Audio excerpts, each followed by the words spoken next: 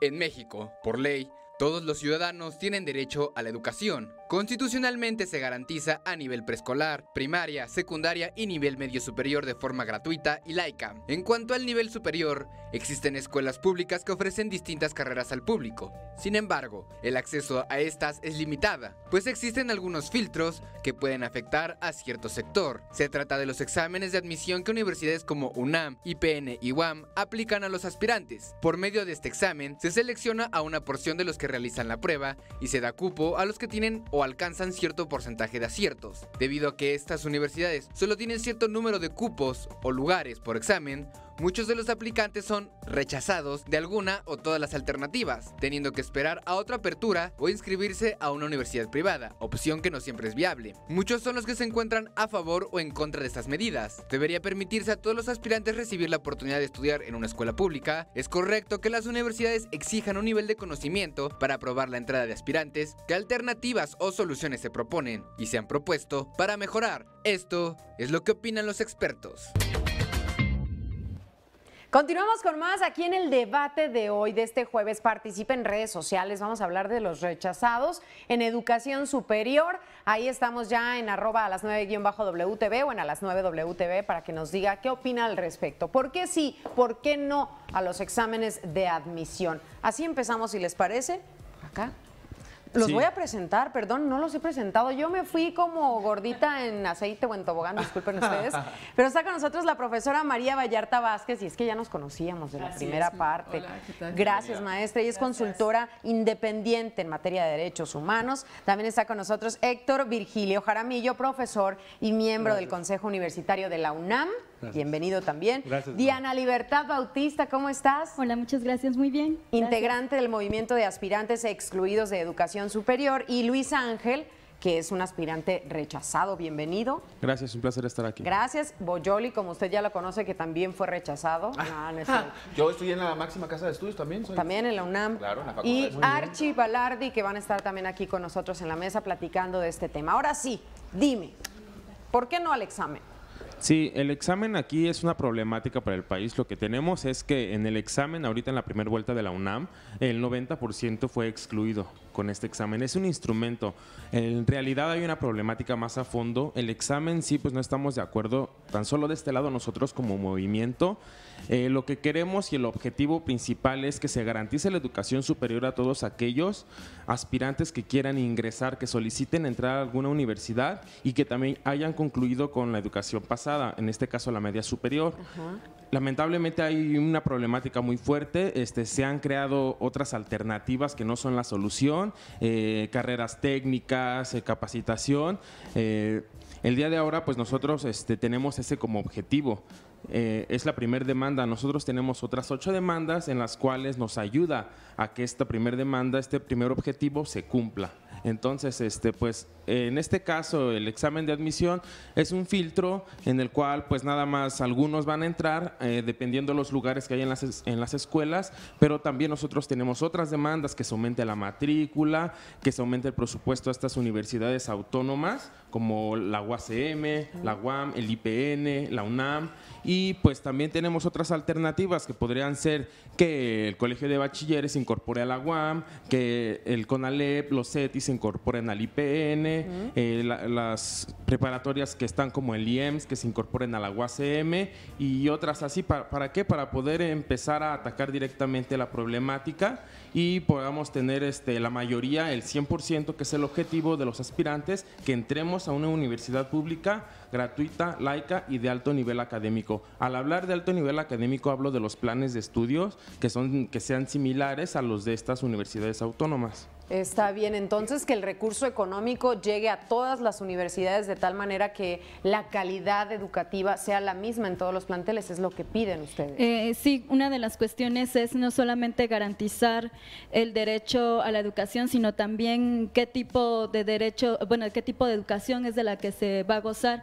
Es muy diferente y cada año somos muy enfáticos en por qué estas universidades, que son las más demandadas, representan una alternativa real, no solamente viendo a la educación desde, lo decíamos la vez pasada, en un sentido instrumentalista, porque si la educación se ve desde eso, entonces las capacitaciones técnicas, el adiestramiento técnico funcionarían, pero se entiende que la universidad tiene que ver mucho más allá con eso, tiene que ver con el poder ver, por ejemplo, un solo problema desde diferentes aristas. Esa es una formación que se logra en la universidad a partir de la reflexión.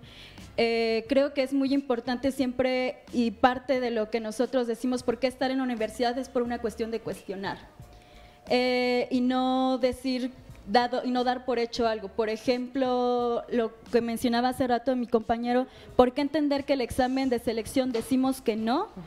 Primero porque se tiene que poner en cuestión que no es un mecanismo que sirva diferente a lo que se cree para medir conocimientos. En su mismo examen de selección, la universidad, todos los que habrán presentado el examen, pero seguramente la gran mayoría no se acuerda por los nervios que se viven, en la primera hoja la UNAM tiene una leyenda que dice que de los resultados de ese examen no se puede determinar si el estudiante mide con conocimientos o aprueba. Frases más, frases menos, palabras más, palabras menos, ahí lo dice. En donde hay un reconocimiento que no es a través de los conocimientos digamos que se selecciona, y tampoco se puede hablar de una aprobación ni reprobación del examen. Es por eso que podemos tener aspirantes, o que la UNAM tiene aspirantes rechazados con 108 aciertos, como es el caso de medicina, pero algunas otras carreras con menos demanda, como es electrónica, tienen más oportunidad, digamos, el corte es más bajo, entrando con 60, 61 aciertos. ¿Qué pasa ahí? No se trata de una calificación, ni de una aprobación, ni de una reprobación. Más bien de la capacidad de la carrera para tener esto. Y también de las universidades. Y las carreras pueden poner los requisitos que para cada caso se requiera con un perfil. O sea, hay libertad, por eso hay autonomía universitaria, en que cada institución puede poner los parámetros que guste para acceder o para no acceder desde el inicio y desde el ingreso. Maestro, regresamos con ustedes entonces, vamos a la pausa comercial, la primera, y volvemos con el debate de hoy, rechazados de educación. Es que en la pausa comercial se pone todavía mejor el debate, vamos a platicar de eso, de los derechos, de los privilegios, en qué momento empieza uno, termina y comienza el otro. Pues a mí me parece muy sencillo. Lo que les decía es que si los derechos que tengo yo no los tienen todos los demás, ya no son derechos, son privilegios. Cierto. Entonces, cuando hablábamos del examen de admisión la vez pasada, esto también fuera del aire, un ejemplo, solo es un ejemplo de una pregunta que viene en el examen, que yo no recordaba, yo sí lo hice, por cierto, hace muchos años para entrar a Derecho, es ¿qué significa efebo? Y ahí les comentaba a los compañeros que desde mi lugar, sí, o sea, yo decía, bueno, es una palabra muy común, todo el mundo debe saber lo que significa. Y les he preguntado a alumnos de posgrado que no saben, no es una palabra común. No. Sí hay que revisar el examen, sí tiene porque que… la incluye. Sí tiene, exacto, y sí hay un sesgo, es lo que quería decir, sí hay… O sea, no es tan democrático como pareciera. Eso nada más era como una primera reflexión. Lo que usted está haciendo es marcar un sesgo de clase, ¿sí? Diciendo que la educación sea un privilegio de clase. La educación en general es un privilegio. Educar es un privilegio. La educación es un derecho. Es un privilegio. La educación es un derecho. Dicho sí, socialmente. Y es un derecho constitucional hasta el nivel superior. Pero… Lo que sí creo que hay que tener cuidado es de que la gente puede acceder a opciones educativas no siendo una clase privilegiada, si de ese enfoque lo quieren dar.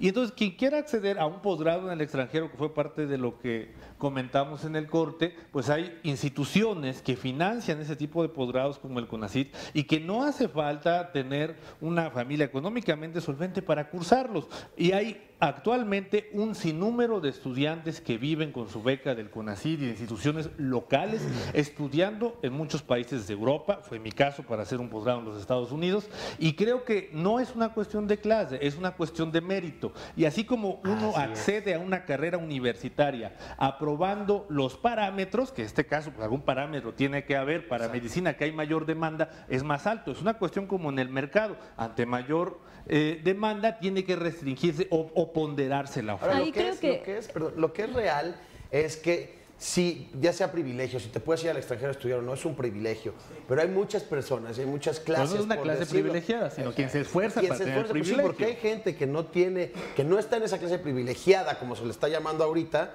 y estudia en el extranjero sin ningún problema, porque tiene grandes calificaciones, tiene grandes resultados. Pero lo que también es real es que el movimiento que están haciendo ustedes es muy bueno, los cambios, el presupuesto, pero también hay que verlo más a fondo. ¿Más a fondo en qué aspecto? Perdón, ¿en qué aspecto? En que están los llamados fósiles en las universidades, que son del personas... presidente no vas a hablar, Estoy hablando de los fósiles de estudiantes que se quedan años en las facultades y que le está quitando un lugar a personas como ustedes que están buscando el derecho. Entonces, ¿qué van a hacer con eso? Creo que hay varias cuestiones que atraviesan, digamos, la cuestión educativa y que se puede ahondar en que si personas que se quedan más tiempo o no. Creo, antes de eso, me regreso un pasito antes, cuando se menciona y se concibe con mucha naturalidad, que lo mencionaste como en la educación, como en el mercado. Así es. Porque creo que esa frase resume muy bien cuando la semana pasada se preguntaba si concebíamos que la educación era producto del neoliberalismo. ¿Por qué? Ahí está porque se está viendo a la educación como un mercado en el que quien tiene los recursos, ya sea culturales o educativos o también culturales, lingüísticos incluso, O sea, ¿tú piensas que la educación está fuera de la oferta y la demanda? No, por supuesto que no. La oferta y la demanda es el mercado. No, por supuesto que no. La oferta y la demanda, las universidades es así como eligen a sus estudiantes. Por eso tenemos universidades cortes tan altos o tan bajos. Es a partir de la oferta o la demanda. Pero que su ingreso debe ser diferente a como es en las empresas. No se puede hablar de una meritocracia si se reduce a esos niveles, no se está viendo todo el problema estructural. Por ejemplo, la responsabilidad entonces, si lo vemos así, se vuelca directamente en los aspirantes rechazados y entonces se deja de ver de dónde viene la problemática que hay que hacer. Por ejemplo, y que hace negar a rato tener una responsabilidad, hablábamos de la UAM, pues es irresponsable a ojos hablábamos de la UAM, que lleva 84 días. Cuando hay estudiantes que quieren estudiar 84. y no pueden tomar una clase porque hay otros grupos que no se los permiten. A ver, ahí hay una irresponsabilidad muy fuerte por parte de las autoridades de la UAM, que puede ser un tema discutible o no sobre la huelga. Sobre lo que sí no, por ejemplo, es que la UAM no ha aumentado su matrícula en 35 años. Desde que se inició la UAM tiene una matrícula estancada y lo que ha dicho es que va a construir nuevas. Cuando decimos que no se está viendo el problema es que la UAM tiene su infraestructura subutilizada. ¿Por qué? Porque casi todos los aspirantes, el 75%, están cursando en la mañana en el grupo matutino y en la tarde está espacios libres para al menos 8,000 aspirantes.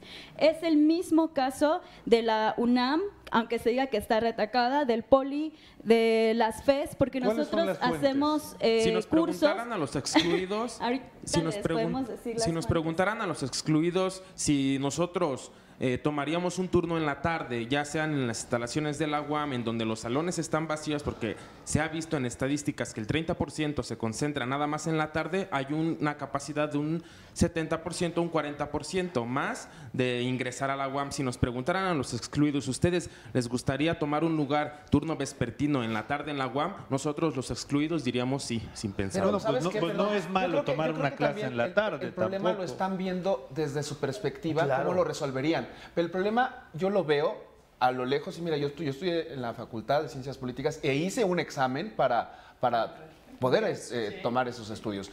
Yo creo que el problema es mucho más a fondo y más lejano. El problema viene desde la estructura, desde arriba. O sea, el presupuesto que el gobierno le otorga a la educación pública es poquito. A lo mejor hay espacios para que tú puedas estudiar en la tarde, pero el sindicato, el ACENTE, o sea, todo eso es un problema que no solamente tiene que ver con la universidad para hacer un examen único. Por supuesto que tiene que haber un parámetro, porque si no, ¿cómo? O sea, no hay lugar, no hay espacio. Orgánico, porque hay muchos factores, están los profesores, las organizaciones de profesores, la comunidad, los sindicatos, los alumnos, está muy bien los la parte de que dice que es compartido, y eso es muy importante, porque ellos están pidiendo... Pero tenemos que hacer una pausa, regresamos entonces No, en la parte que les está diciendo que está muy bien lo que ustedes están buscando, pero sí hay que ver desde un punto de vista también de arriba. ¿Qué está haciendo también la parte de los sindicatos? Incluso, por ejemplo, las rectorías. Yo pienso que podrían hacer algo en común, o sea, en vez de estar peleando, buscando en quién está bien y quién está mal, tanto ustedes como rechazados o la universidad, buscar presionar al gobierno para que otorgue más presupuesto para que haya más lugares o más... Las soluciones deben ser conjuntas. Digo, por ejemplo, en el caso de la UNAM, cada año ha acreditado una alza en su presupuesto. Digo, iba a ser el primer año que iba a decrecer el presupuesto. Afortunadamente hubo un ajuste y continúa a la alza. Sin embargo, miren, siempre es triste que alguien que quiere acceder a la educación no tenga la inmediatez para acercarse a ella. Sin embargo, esto tiene una solución que es multidimensional. Creo que las universidades, especialmente las universidades autónomas, tienen que modificar esta idea del pase automático. Exacto. Porque el examen creo que debe de hacerse no solamente para los aspirantes externos a nivel superior, sino parejo hacia todos. Correcto. De tal manera que el aspirante a nivel medio superior, que venga desde Sonora, desde Aguascalientes, desde Chiapas o desde la propia Ciudad de México, tenga una oportunidad equitativa de competir por ese lugar. Yo insisto en que competir por el lugar no está mal, pero hay una clase que ya a las escuelas públicas que otorguen, o sea, como un derecho para las personas que no quedan en las escuelas públicas, que les den beca completa. Bueno, que la oportunidad sea pareja para todos. No todos los... Pero también buscan calidad educativa, es lo que dicen, porque habrá muchas universidades patito también. Hay planes de estudio similares a estas universidades autónomas. Ahora, en la competencia, no todos, también. Ya lo habíamos hablado, no todos nos encontramos en las mismas condiciones. Hablamos de las herramientas. No es lo mismo tener contratado internet, biblioteca en casa y otras herramientas que sirven para indagar, para la investigación, a una persona que viene de fuera o incluso no tenga las mismas condiciones de poder pagar internet, de poder encontrar estas herramientas factibles. O sea, ese es un ejemplo de que no estamos en las mismas condiciones. Ahora, tampoco estamos queriendo quitar ese pase reglamentado. Nosotros vemos que como si ya los de preparatoria y CCH tienen un pase reglamentado, que se les dé igual un pase reglamentado a las otras instituciones, al bachillerato, al CETIS, al CONALEP, a estas diferentes universidades que están como el IPN. Acceso directo sin examen. O sea, es un pase reglamentado. No es automático, es reglamentado. Yo creo que ya estamos hablando de otras cuestiones. La vez pasada hablábamos de que no haya examen. Me parece que estamos avanzando en el debate. Es decir, a ver, examinemos. No, más bien el examen tiene que ser más amplio y más grande. Porque entonces, si hay una clase que goza de un privilegio, que son los que ya están dentro de la propia universidad, es mejor que el examen sea parejo. No es un privilegio para nada, porque ellos se lo ganaron, o entraron desde bachillerato. Pero no es el mismo no se pueden plantear propuestas de garantizar un derecho a partir de quitarle un derecho a otros o a otras. Me parece que eso es grave. Y no se tiene por qué politizar. Mira, por ejemplo, tú perteneces a un movimiento de rechazados cuando tú ya estás estudiando, y eso no te quita ninguna solvencia para opinar. Y de esa misma manera todos podemos tener un punto de vista. Yo creo que el examen tiene que volverse general y que la gente que ya está adentro compita por el lugar como la gente que no está adentro. Y eso es equidad y es igualdad. A ver, hay una situación aquí que la educación, todos de acuerdo acá, el staff obviamente, pero la educación, pues cada vez nos exigen más, por ejemplo, en un examen de admisión y demás. Ahora con los cambios que está ¿por qué no sugiriendo a todos? Porque el gobierno está sugiriendo unos cambios, la Secretaría de Educación Pública, donde matemáticas, español ya no van a ser prioridad, donde los alumnos van a poder reprobar el 40% de las materias sin que les cueste nada. Vamos a regalar títulos hasta de primaria hasta universitario. Es que es increíble que, por ejemplo, ellos estén peleando porque haya más estudios, porque haya más vacantes, porque haya más gente que pueda estudiar. Y el gobierno quiera regalar y hay gente también que luego va a estudiar nada más porque pues no quiero estar en la casa y se hacen guarines años. Yo creo que cuando sales a marchar difícilmente se puede decir eso. Creo que se habla desde un papel de desconocimiento. Así como se dice, tú hablas desde tu posición de excluida. Yo fui excluida 2 años. Concluí la universidad y así como hemos sido muchos los compañeros, hemos demostrado que no era la falta de capacidad, por lo que no teníamos un lugar en la universidad, y lo hemos demostrado no solamente con calificaciones, sino lo hemos mostrado de 1000 formas, cuestionando incluso lo que se dice. Insisto, en no minimizar, en no volver tan sencillas los análisis de los problemas educativos. Son problemas educativos estructurales. ¿Seguiste preparándote? Claro que sí, porque antes de entonces era competitivo, ¿no? Porque tú tuviste mejores condiciones después que antes. Creía que se trataba de que tenía que estudiar más, al igual que tú, exactamente lo mismo. pero no, y no quedé. Ingresé por el MAES. Como cada año lo hacemos desde el año 2006, firmamos un acuerdo con las autoridades de la SEP, de la UNAM, de la UAM, del Politécnico, y se han incorporado otras universidades como son la UPN, la UAM, en donde todas han reconocido que el problema educativo, el acceso a la educación tiene que ver, y todas la han firmado, todas las universidades en conjunto con la SEP, han reconocido que tiene que ver con condiciones estructurales que tienen que mejorarse. Y si vamos a ver, si ya no es, habían dicho, o sea, no vamos a eliminar el examen, entonces si podemos concretar cómo se va a hacer la selección, cómo la hacemos más justa, más equitativa, más abriéndolo a todos. ¿Cómo? ¿Qué sugieren ustedes? Lo que hemos dicho es primero ver cuáles son los sesgos de este examen, ¿no? Hay estudios, les invito a que lo puedan checar también del doctor Hugo Aboites, en donde dice por qué el examen, hay claro, palabra por palabra va explicando por qué, cuáles son todos los sesgos del examen en cuanto a instrumento de selección de manera equitativa, ¿no? Entonces, lo que nosotros proponemos es que se amplíe esta discusión entre académicos y estudiantes que formamos parte de esta problemática y que se pueda construir un instrumento que sí sea democrático y que tome las condiciones también en cuenta, las condiciones culturales, económicas, sociales. De acuerdo también. Sí, estoy No de darle acuerdo. privilegio o darle prioridad a alguien que se encuentre en cierta situación personal, independientemente de los conocimientos que tenga.